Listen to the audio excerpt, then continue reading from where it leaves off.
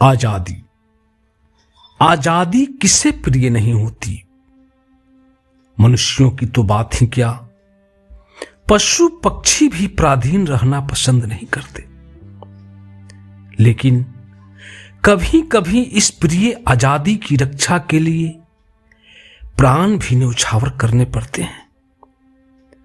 मित्रों नमस्कार, मैं श्याम आज फिर मैं एक सुंदर कहानी लेकर उपस्थित हूं, जिस कहानी का शीर्षक है कुंभा का आत्म बलिदान।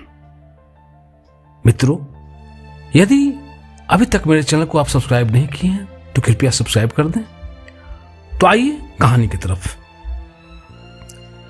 राजपूतों की छोटी सी रियासत बूंदी।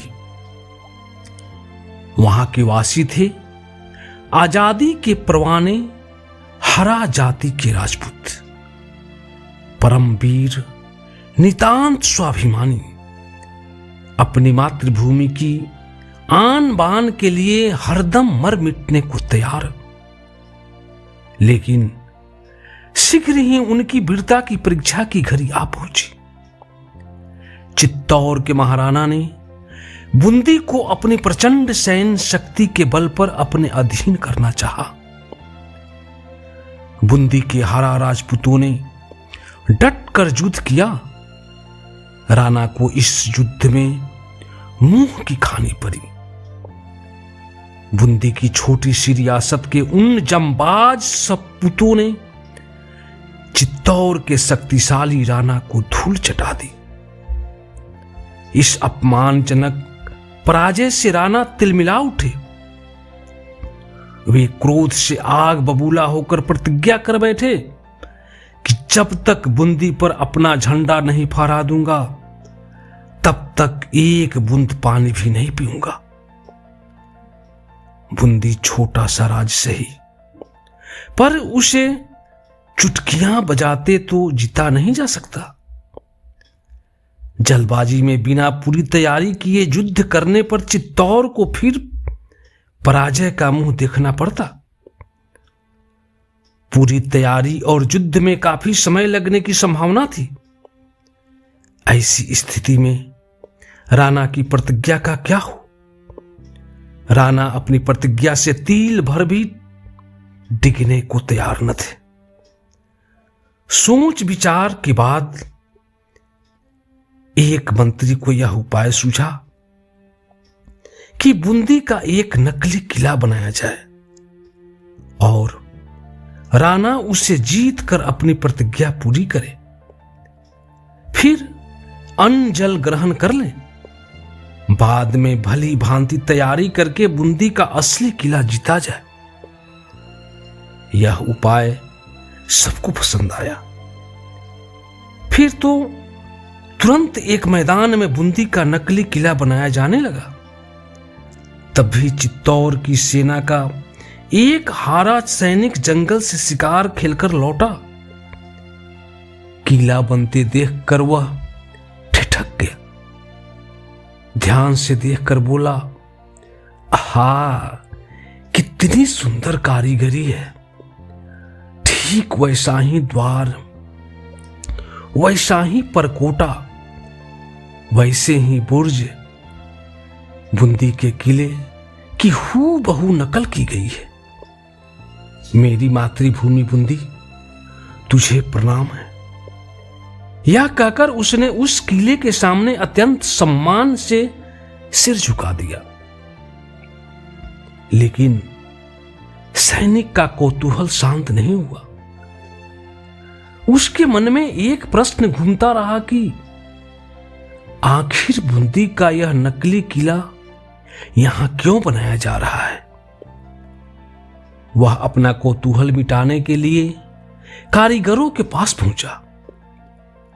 उन्होंने उसे सब बातें कह सुनाई।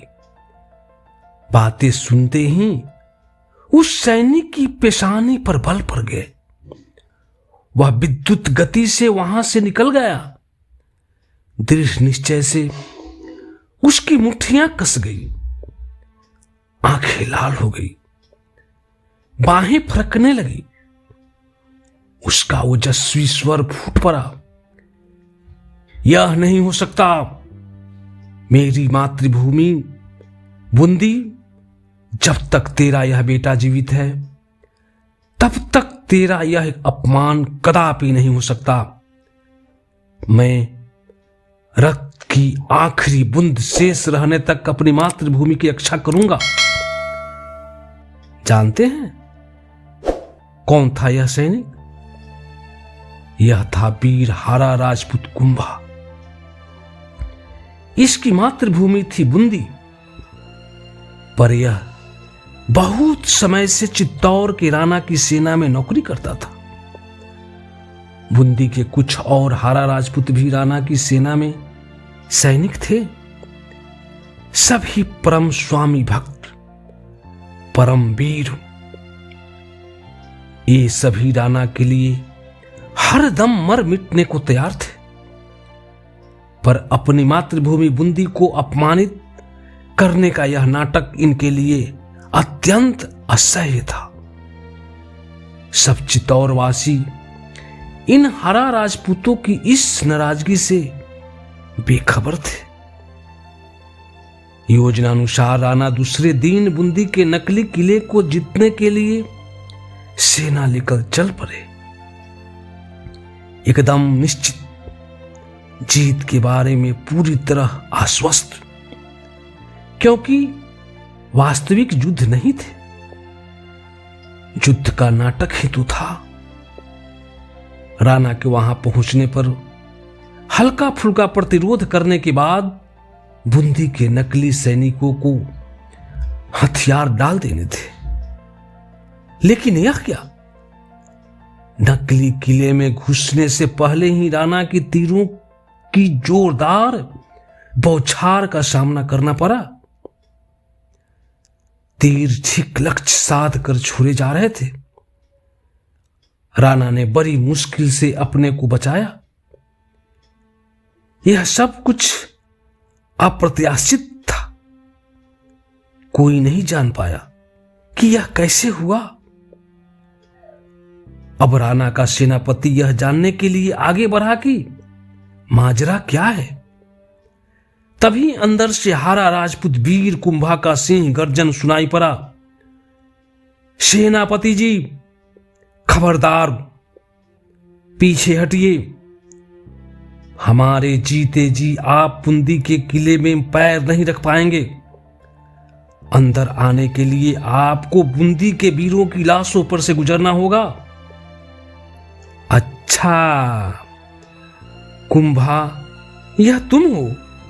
अरे भाई, यह बूंदी नहीं है, यह तो राणा की प्रतिज्ञा पूरी कराने के लिए बनाया गया नकली किला है। बात समझो और यह एक तरफ हट जाओ। सेनापति जी, मातृभूमि तो मातृभूमि होती है।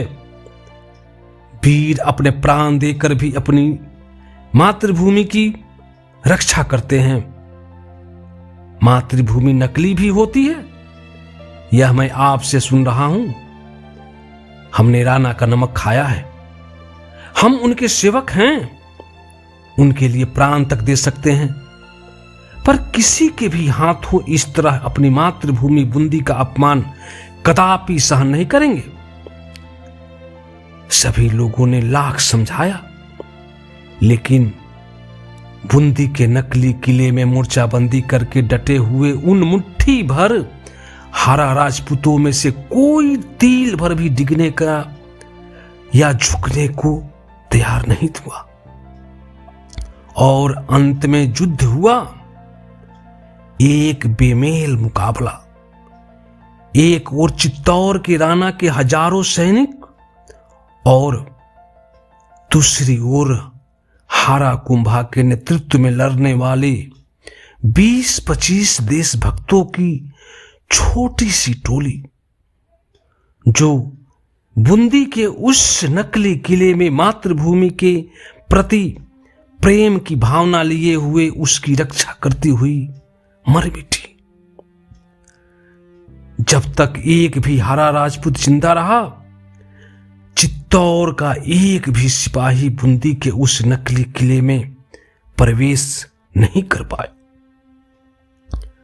कहानी का अंत हो गया। राणा जीता, कुंभा और उसकी वीर टोली हार गई।